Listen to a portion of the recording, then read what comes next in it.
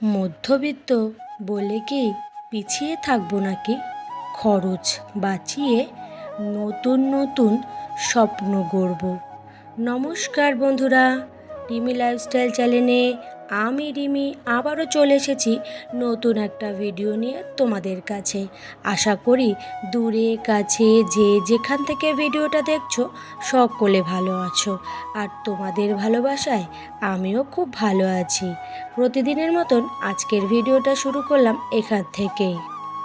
আসলে এই জবা ফুল গাছ দুটো নতুন এনেছে। একটা গাছে তো ফুল ধরেছে আর একটা গাছে ফুল ধরেনি। তা যাই হোক, গাছটাকে একটু পরিষ্কার করে রাখি। প্রতিটা গাছেরই যত্ন নেওয়া খুবই প্রয়োজন। কোনো জিনিসে যদি যত্ন নেওয়া হয় না, তা কিন্তু সেগুলো কিন্তু ভালো থাকে না। তেমন গাছেরও যত্ন নেওয়া কিন্তু খুবই প্রয়োজন। যত যত্ন নেবে গাছের ফুল ফলও তত সুন্দর হবে, আর সেগুলো দেখতে না বেশ ভালো লাগে। ওদিকে বাইরের কাছে যখন জল দিয়ে ঘরে এসে দেখি এই ঘরের গাছটাতে একদমই জল নেই, শুকিয়ে গেছে। আসলে এই 2 দিন না এত গরম পড়ছে, সে আজ যে কী বলবো, সমস্ত কিছু যেন শুকিয়ে যাচ্ছে।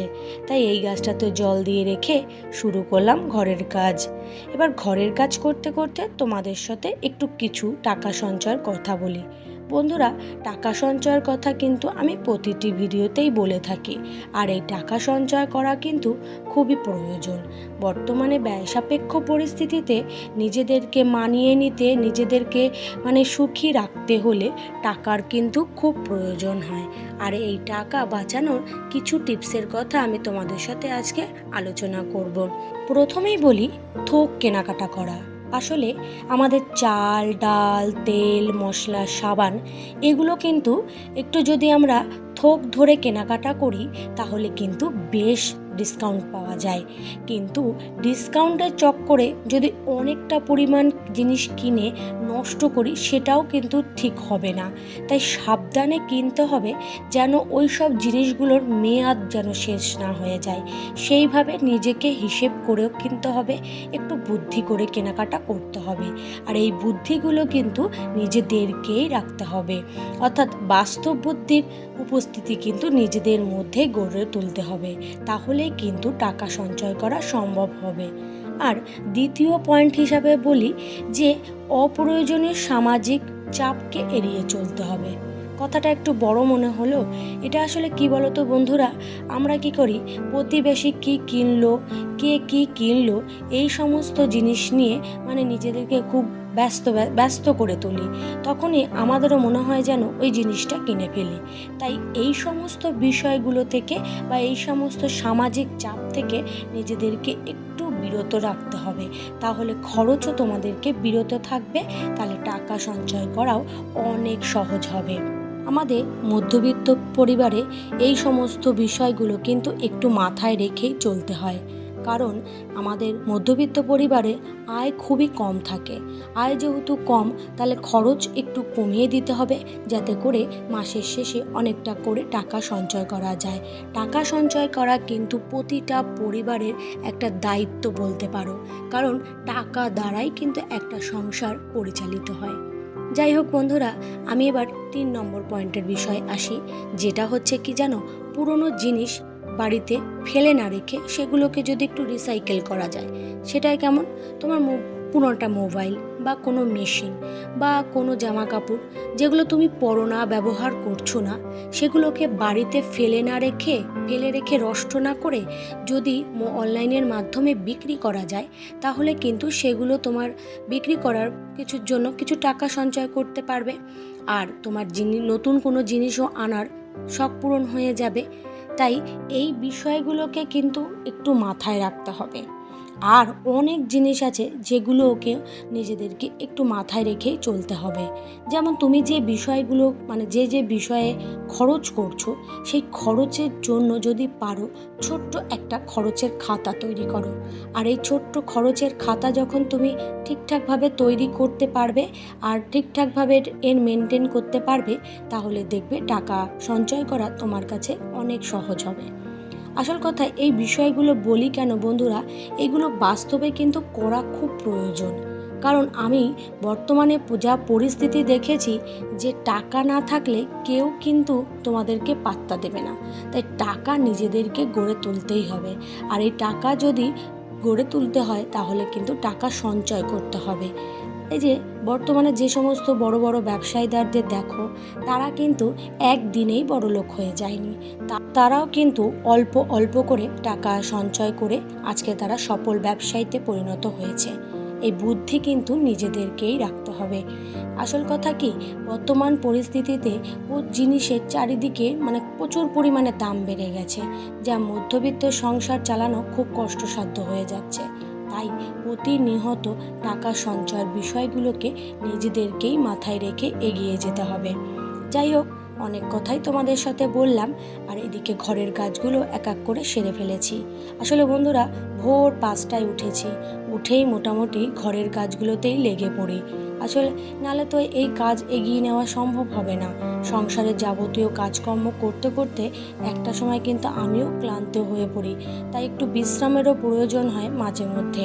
তাই সমস্ত কাজও কিন্তু একটু তাড়াতাড়ি করার চেষ্টা করি। আসলে আমার কোনো হেল্পিং হ্যান্ড নেই, আমার নিজের কাজ নিজেকেই করতে হয়। আমি মধ্যবিত্ত পরিবারে থাকি, আমার স্বামীর আয় অতটা তেমন একটা বেশি নয় যে একটা হেল্পিং হ্যান্ড রাখার মতন ক্ষমতা। আর এই হেল্পিং হ্যান্ড রাখতে গেলেও কিছু টাকা খরচ হয়ে যাবে। তাই আমি চেষ্টা করি আমার সংসারের উন্নতির জন্য টাকা সঞ্চয় করার প্রয়োজন। আর টাকা সঞ্চয় করতে হলে একটু নিজেকেই কষ্ট করতে হবে। তাই সকালে উঠে গাছগুলোকে একটু পরিচর্যা করে ঘরের কাজগুলোতেই লেগে পড়েছি। এই জামাকাপড়গুলো আগের দিন কেচে দিয়েছিলাম, ভাবছি একটু তাড়াতাড়ি করে শুকানো হয়ে গেছে, এবার গুছিয়ে রাখি। কেন, কাজ যদি বেশি পরিমাণে জমে যায় তাহলে কিন্তু করতে কেমন অলসতা লাগে। তাই অল্প অল্প থাকাকালীনই কাজ করে ফেলাটাই অনেক ভালো বলে আমি মনে করি। তার জন্য সমস্ত জামাকাপড়গুলো এবার গুছিয়ে নিয়েছি, বিছনাটাও প্রায় প্রায় গুছানো। আর এদিকে হচ্ছে ভাত বসিয়ে দিয়েছি। হাজব্যান্ড আসলে একটু কাজে বেরোবে, তাই তাড়াতাড়ি করেই ছোট হাঁড়িতেই ভাতটা বসানো হয়েছে। আর সকালের খাবার তো একটু পটল ভাজা আর বেগুন ভাজাতেই মোটামুটি হয়ে যাবে। আর ওইদিকে হচ্ছে দুপুরের জন্য কি রান্না করব তার জোগাড় করে রেখেছি, দুপুরের রান্নাটাও পরে করে নেব। আর এদিকে পেনগুলো দেখো কত সুন্দর দিয়েছে। ছেলেমেয়েরা টিচার্স ডেতে আমাকে পেনটা দিয়েছে। পেনগুলো বেশ ভালো, আমার খুব ভালো লাগে যে ছেলেমেয়েদের এই ছোট্ট ছোট্ট উপহারগুলো আমার মনটাতে যেন একদম মুগ্ধ করে তোলে। আর এদিকে যাই হোক, দুপুরের রান্নাবান্নাও শেষ করে ফেলেছি অফ ক্যামেরায়, খাওয়া দাওয়াও প্রায় শেষ। এবার একটু এসেছি বিকালে ছাদে। দেখো আমাদের বাড়িতে কিন্তু অনেক ধরনের গাছ আছে। আসল কথা কি, এই গাছগুলো তো আমরা লাগাই। আর এই গাছটা কিন্তু উপকারিতা কি জানো, এই গাছের কষ দিয়ে যদি একটু মুখ পরিষ্কার করা যায়, মুখটা কিন্তু বেশ পরিষ্কার হয়।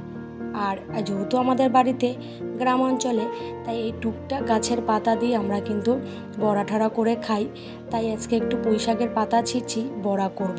আগেও একদিন করেছিলাম, তোমাদের সাথে শেয়ার করেছি, আজকেও একটু নিয়ে নিচ্ছি। আসলে পাতাগুলো এত সতেজ না, তাকিয়ে রয়েছে আমার দিকে, তাই ভাবলাম তুলেই নিয়ে মোটামুটি হচ্ছে গিয়ে কালকের জন্য বড়া করব, তাই তুলে রাখছি। রাতে আমরা এইসব রাতে খাওয়া হবে না, রাতে যেহেতু রুটি তরকারি করব তার জন্য আর নিয়ে নিলাম। যাই হোক, এবার হচ্ছে গিয়ে মোটামুটি বাড়িতে এই টুকটাক যদি গাছ থাকে না, তাহলে সবজির খরচটা কিন্তু একটু হলেও বেঁচে যায়। আর এদিকে দেখো গাছের আমরা, আর গাছটা আসলে আমাদের কারখানায়, ওখানে আর ভিডিও করতে আমরা যেতে পারি না। তাই দেওর পেরে এনেছে, তাই তোমাদের সাথে শেয়ার করছি। বাড়িতে কিন্তু এই টুকটাক ফলের গাছ সকলেই লাগিয়ে রাখলে বেশ ভালো লাগে। আর দেখো এদিকে শরৎকালের আকাশ কত সুন্দর লাগছে যে কি যে আর বলবো, আকাশটার দিকে যেন তাকিয়ে থাকতে ইচ্ছা করে। আর এদিকে রাতের রান্নাও বসিয়ে ফেলেছি, পনিরের তরকারি করেছি আর লুচি করব। যাই হোক বন্ধুরা, কথা বলতে বলতে অনেকটা দূর পৌঁছে গেছি। আশা করি তোমাদের ভিডিওটা ভালো লাগবে। আর নতুন বন্ধু যারা আজকের এই ভিডিওটা দেখছো, ভিডিওর কোনো অংশ যদি ভালো লাগে তাহলে অবশ্যই সাবস্ক্রাইব করে আমার পাশে থেকো। আর কথায় যদি কোনো ভুল হয় ক্ষমা করে দিও। আর পুরনো বন্ধুদের জন্য রইল আমার তরফ থেকে অনেক অনেক ভালোবাসা। তোমাদের ভালোবাসায় যেন আমি আরও এগিয়ে যেতে পারি। আর আজকের মতন টাটা। আবার নতুন একটা ভিডিও দেখার জন্য তোমাদের সকলকে অনুরোধ রইল। সকলে ভালো থেকো, সুস্থ থেকো। আর আবার দেখা হবে নতুন একটা ভিডিওতে। আজকের মতন টাটা।